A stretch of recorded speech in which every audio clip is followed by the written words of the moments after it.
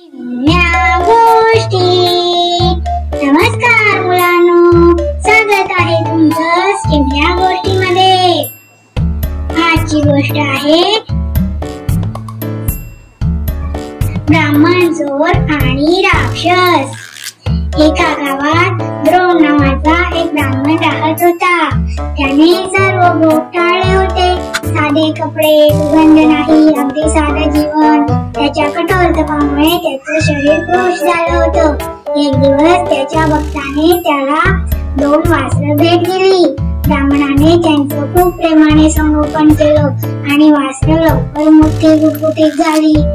एका रात्री एक चोर त्या वासरांकडे लक्ष देऊन म्हणाला, ही वासरं मी आज चोरून नेणार। पण त्याच वाटेवर त्याला एक भयंकर राक्षस भेटला। चोर घाबरून म्हणाला, तू कोण आहेस? राक्षस म्हणाला, मी एक राक्षस आहे, पण खोटं बोलणं मला आवडत नाही। तू कोण? चोर म्हणाला, मी चोर आहे, एका ब्राह्मणाची वासरं चोरणार आहे। दोघे एकमेकांचे प्रामाणिकपणे परिचय करून मित्र झाले। राक्षस म्हणाला, तू वासरं दे, मी ब्राह्मणाला खातो।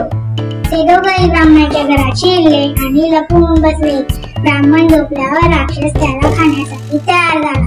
चोर म्हणाला, थांब, आधी मी वासरं बांधतो आणि निघतो। राक्षस म्हणाला, नाही, वासरं रडली तर ब्राह्मण उठेल। दोघांमध्ये जोरदार वाद झाला। ब्राह्मण त्यांचा आवाज ऐकून जागा झाला। चोर म्हणाला, हा राक्षस तुला खाणार आहे। राक्षस म्हणाला, हा चोर तुझी वासरं चोरणार आहे। ब्राह्मणाने लगेच मंत्र पठण सुरू केले। राक्षस भीतीने पळून गेला।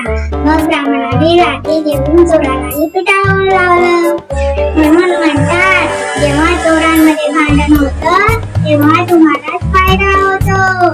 सत्य आणि सज्जनता नेहमीच तुमचं रक्षण करतात। तर मुलांनो, कशी वाटली गोष्ट? आवडली ना?